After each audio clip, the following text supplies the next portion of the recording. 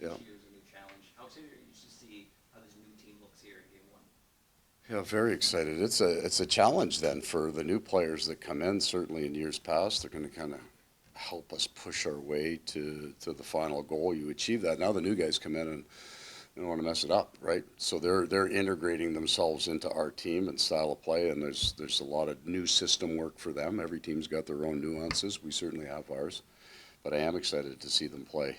They've been good, and they've gotten better as camp goes on. They've become more comfortable, but you really can't judge anything in the exhibition in terms of how they will react under the duress of full-on pace, full physicality. We haven't employed that yet either, so there's another jump, and as you know, it's going to happen again right after the Christmas break and one at the All-Star break, and that's kind of the ramping up the NHL season. I mean, you could probably say it might be crazy to say this for game one, but would you expect maybe some sort of playoff intensity just given it's Panthers Bruins and the recent history? Oh, like for sure.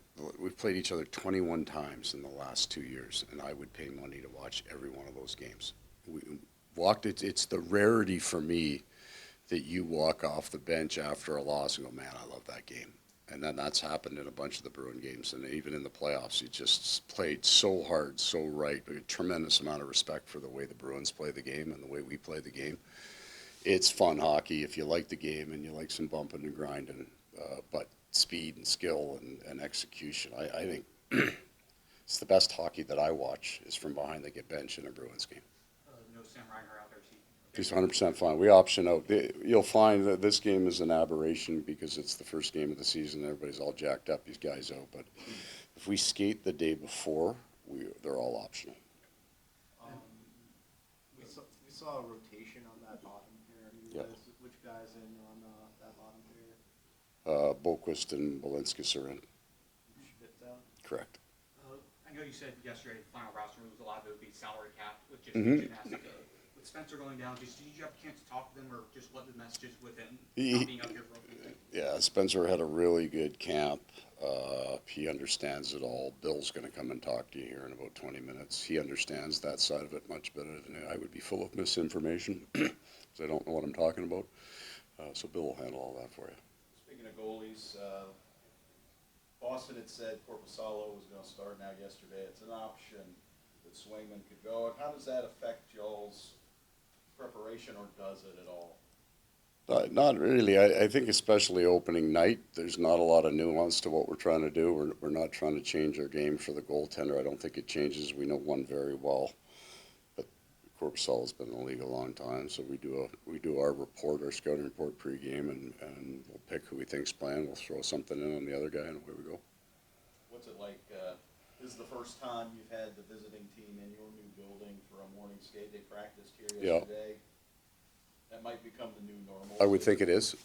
Yeah, I think it is, and it was built with that in mind. I think the facilities for the NHL team practicing here, it's much more convenient, obviously, for them to get to here than to go to the ice den or to our Amerant Bank. So it's good for that. We try to do that. Like when we go to other cities, we try to treat the visiting team and give them the best option that we can so that they can practice. That just seems to be the right thing in the NHL. I don't think making them practice 40 miles away, I don't believe in that, trying to find an edge by the way you treat other teams. So hopefully they enjoyed it, and the weather wasn't exactly what you expect when you plan a 2-day block in Florida, but we're used to it.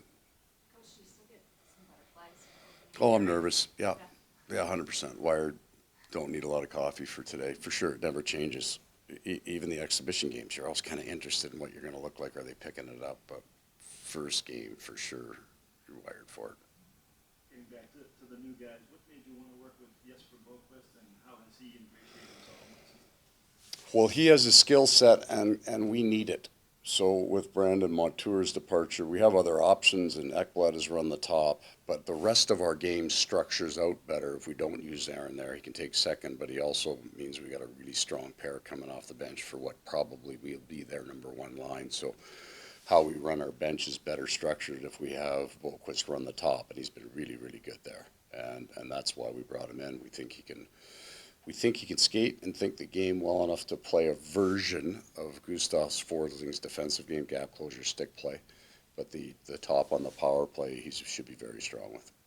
I'm sorry, I meant Jesper. I'm sorry. I'm sorry, I went right after the Bulls. There's some confusion with the brothers right now. We need nicknames. That'll come. I'll pen them. So Jesper now goes into the middle, and we like this game very much. So when Thomas got injured, we auditioned 3 or 4 different people in the middle, and when he went in, because he's a pro, because he's got that experience, he could handle that. I don't think that we would leave him there. When he's been on the wing, we've also run him with Lundell and Luosterainen, and we like that an awful lot. So we feel now we have a player that can play the more of a role than but an important role on our fourth line. But he's got a skill set that he can play both sides up the lineup, and he would be like the first guy coming up. Well, you had to kill against that Draisaitl one-timer with that crazy angle, but then you've had years of that with Stamkos. Right. On the other, how did that drive or just impact the way you guys killed to know that those plays are there and not making? Yeah, we had an interesting run, and when we faced Tampa in the first round, they had the #1 power play in the league, Steve Stamkos, and the Kucherov effect is probably the most dangerous thing there, because you can figure where the one-timer's coming from, but the Kucherov will move all the other players around before he hits that.